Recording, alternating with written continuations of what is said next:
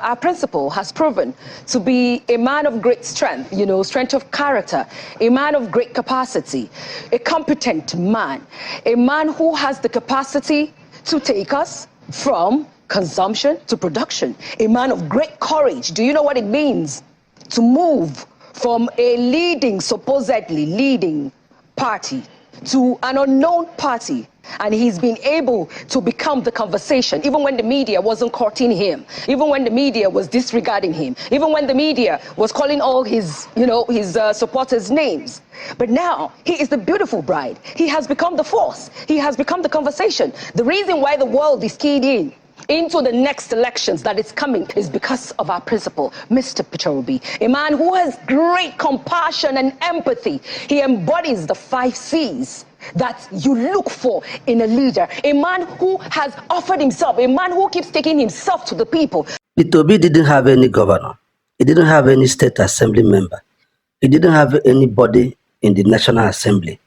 And he didn't also have anybody in the presidency. Yet, he took up the establishment and he shook them. We begged PDP to give us Obi. We went to Wadata House, their headquarters in Abuja. We told them, we begged them, we prayed them to give us Obi. But of course, they dismissed us with a wave of hand.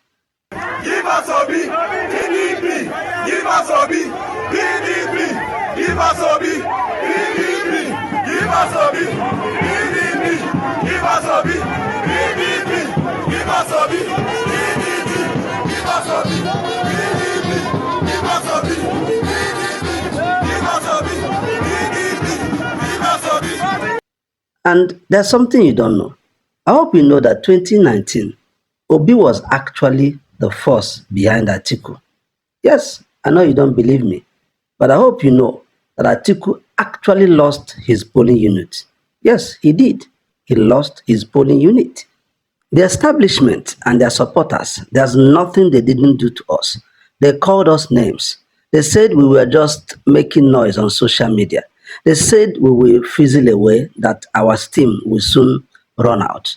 They said we were just 10 people tweeting in one room. So disobedience or disobedience, time will tell. Time will tell. I mean, we now live in a world where you can have just 10 young men and women in one room, whether motivated or not motivated, and they can churn out 1 million stories using different names.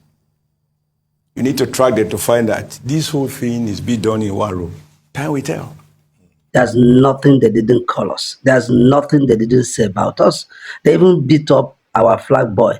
And their supporters told us that they would teach us a lesson. I wonder who is teaching who lesson now. Well, Tinubu is teaching all of us a lesson. Remember, elections have consequences. Even the politicians from Obi's region, all of them wrote him off. His governor wrote epistles upon epistles. And he was telling us how Obi would not even be able to win maybe 1 or 2 states. And he said that he would write the second part of the epistle. Anyway, we are still waiting for that second part of the epistle. All the politicians in the region, they all mocked him. They all said he was joking. On the election day, they saw our numbers coming. They saw how everything was going. Guess what? They switched off the IRF and told us to go to court. And that is how you know cowards. Because cowards don't fight fairly. Brave men and strong men, they fight fairly. They don't fight dirty. They don't bend the rules. They face you squarely. If you win them, they come back the next day. But cowards always cut corners. Cowards always look for easy ways to win. But strong men and brave men, they don't do that. But as cowards as they are, we all know what they did. And they said we should go to court. Fellow Nigerians and my fellow obedience, we have 2027 around the corner. See, let me be honest with you. They are afraid. You can see all the noise they are making. You can see all the defections. You can see all the media stunts they are pulling. It is because they are afraid of what might happen in 2027. They are telling you, they are trying to make you not to vote. They are trying to make you to believe that they have captured everywhere. Yes, that is a sign that they want to discourage you. It's a sign that they are afraid of you. But please, don't fall for their game.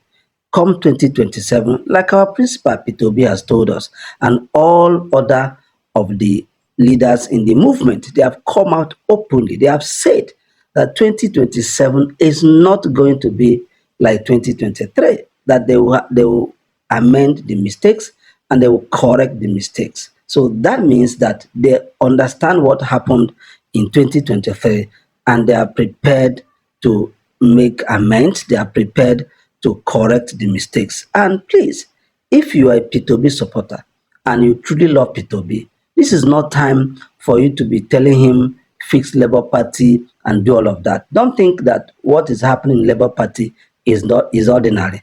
P2B needs our prayers. Honestly speaking, that man goes through a lot. He has said it time without number in the spaces that we normally hold. He keeps saying that these guys are after him. Don't think what is happening in Labour Party is ordinary. Their hands are in it. We all know their games. So P2B needs our prayers. P2B needs all our support. And by the grace of God, come 2027, indeed, a new Nigeria will come.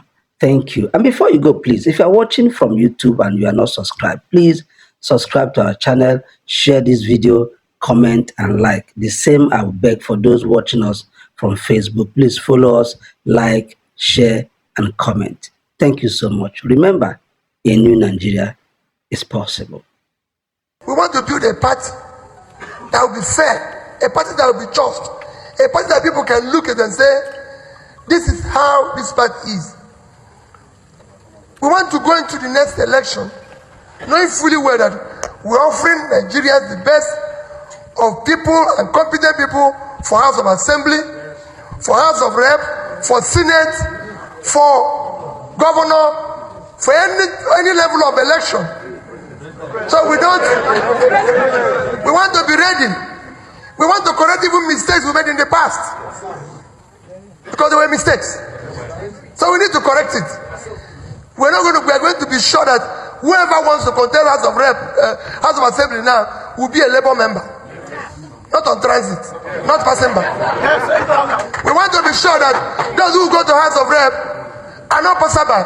They are members of our party and they are competent and they will stand with the party, because we want to be a party of ideology, not a party where you just elect people and they become whatever goes on. And I thank those who stood, especially my brother there at the time, even if we were lone voice, be alone. We must have senators who agree with us